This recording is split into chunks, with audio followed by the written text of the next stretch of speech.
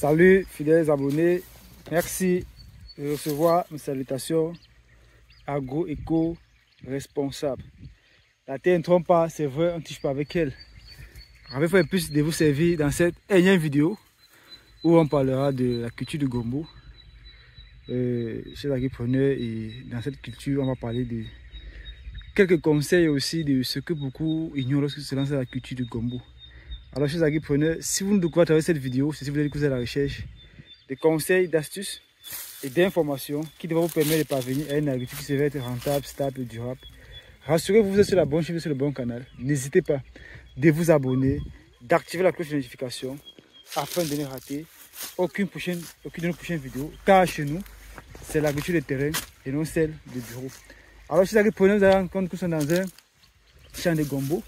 Vous pouvez constater que toutes les tiges sont debout mais dépourvues de feuilles. C'est ce que vous pouvez remarquer. Alors, si on a les tiges qui sont dépourvues de feuilles chez les agripreneurs, ça veut dire qu'il n'y a pas photosynthèse. Ça veut dire qu'on n'aura pas un très bon rendement. Et ici déjà, c'est le manque de suivi. La 4S et la 4 ne sont pas au rendez-vous. Vous savez, chez les agripreneurs, beaucoup veulent se lancer dans la culture du gombo parce que c'est une culture à très court cycle et qui est rentable. Mais ils ignorent que le plus dur, ce n'est pas de se lancer, mais c'est de se lancer et se dire, est-ce que je suis capable de faire le suivi jusqu'à la récolte? Alors nous pouvons voir ici là que ils ont bien mis, le champ a été mis en place, mais sauf que il n'y a pas de suivi par la suite.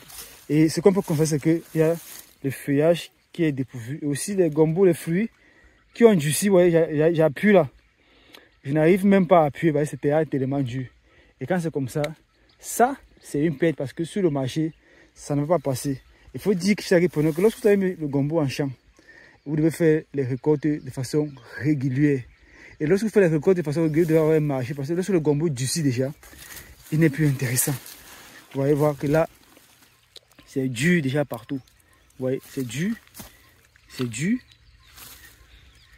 Donc, si vous lancez la culture du gombo, premièrement, il faut savoir que c'est un cycle très court. Et tout ce qui est un cycle court demande d'avoir un entretien de façon régulière.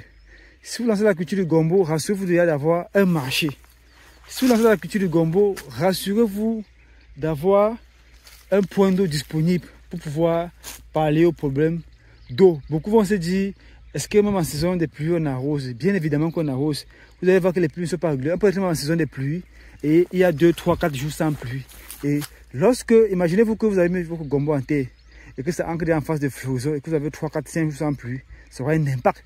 Mais par contre, si vous avez en place un système d'irrigation, ça va vous permettre de pallier à ces problèmes et de booster votre production. Donc, chez l'agropreneur, vous allez voir que ici là, c'est complètement abandonné. Vous allez voir, dans tout le champ, c'est pareil. Hein.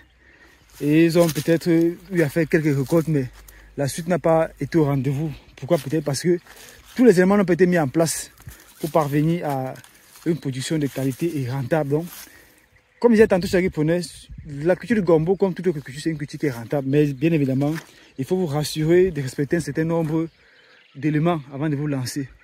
Garantir le marché, déjà choisir la très bonne variété, vous rassurer que la 4S soit au rendez-vous et que le suivi puisse être au rendez-vous. Dites-vous que lorsque vous avez mis un champ de gombo, la récolte peut aller sur plusieurs semaines, sur plusieurs mois. S'il y a l'entretien, vous voyez que ici là, les feuilles sont en train de tomber, ce qui fait qu'il n'y a plus de photosynthèse et la production va chuter. Alors que c'est un champ qui va être encore rentable et les fruits sont abandonnés sans tout faire que récolter. Vous voyez, c'est dur, ce qui n'est pas bien ou ce qui n'est pas bon. Donc, il ne suffit pas de vous lancer dans la culture du gombo par suivisme, mais lancez-vous par objectivité pour éviter ce genre de résultats que nous voyons sur le terrain ici actuellement, en ce moment chez les agripreneurs. Donc, on retient que si vous lancez la culture du gombo, il faut, vous rassurer que la 4S soit au rendez-vous, que la 4B soit au rendez-vous, garantir le marché avant de vous lancer chez les agripreneurs, mettre en place un système d'irrigation pour parler au problème de manquement d'eau. Et avec cela, rassurez-vous, vous allez parvenir à une production qui serait être rentable, stable et durable. Alors chez les agripreneurs, déjà à très bientôt pour un sujet encore plus intéressant, encore plus alléchant. Vive l'agriculture africaine, vive l'agrofricanisme. C'était comme ça pour vous le chantier agroafricain comme toujours, pour vous servir avec beaucoup de plaisir et beaucoup de bonheur. À très bientôt. Bye bye.